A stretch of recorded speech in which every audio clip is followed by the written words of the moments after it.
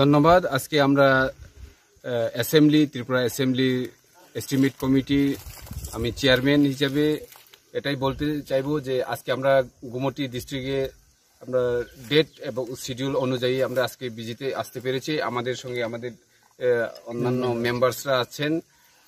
আজকে আমরা এই করবুক সাব ডিভিশনের আন্ডারে শিলাছড়ি ব্লক এবং করবুক ব্লকের আন্ডারে যেই স্কুলগুলি এবং এই ইরিগেশন আমরা যেটা এখন বর্তমানে দাঁড়িয়ে আছে, এই ইরিগেশন পারপাসে যে কনস্ট্রাকশনগুলি বন্ধ হয়ে রয়েছে সেইগুলি কেন বন্ধ হয়ে রয়েছে এবং কবে নাগাদ এটা আবার শুরু হবে সেই বিষয়গুলি আমরা আজকে খতিয়ে দেখছি। এবং আমাদের সঙ্গে দপ্তরের চিফ ইঞ্জিনিয়ার সাহেব আছেন এবং অন্যান্য মহকুমার শাসক এবং অন্যান্য বিডিও ব্লকের বিডিও সকলকে নিয়েই আমরা ভিজিটে এসেছি।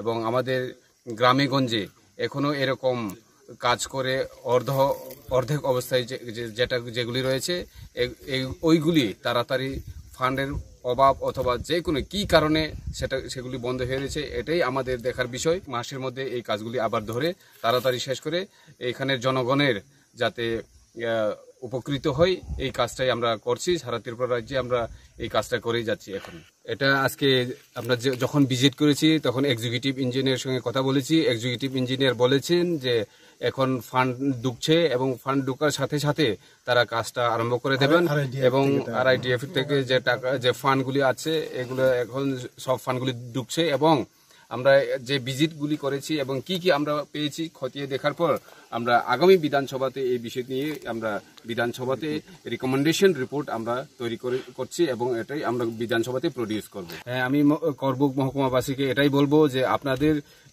সুযোগ সুবিধার জন্য যে কাজগুলি এখনো অসম্পূর্ণ রয়েছে সেগুলি সম্পূর্ণ করার জন্য আমরা আগামী বিধানসভাতে আমাদের এই এস্টিমেট কমিটি এর পক্ষ থেকে রিকমেন্ডেশন গভর্নমেন্টকে দেওয়া হবে এবং তাড়াতাড়ি যে কাজগুলি শেষ হয়নি সেগুলি শেষ করার জন্য আমরা অবশ্যই এই করবুকবাসীদেরকে আমাদের যে সচেষ্ট ওখানে উনাদেরও আমাদের সঙ্গে থাকতে হবে এবং আমরা ওদের আরো বাকি কি কি সুযোগ সুবিধা দরকার সেগুলো আমরা খতিয়ে। আমার নাম গ্রীষ্মকেতু দেববর্মা, এস্টিমেট কমিটির চেয়ারম্যান।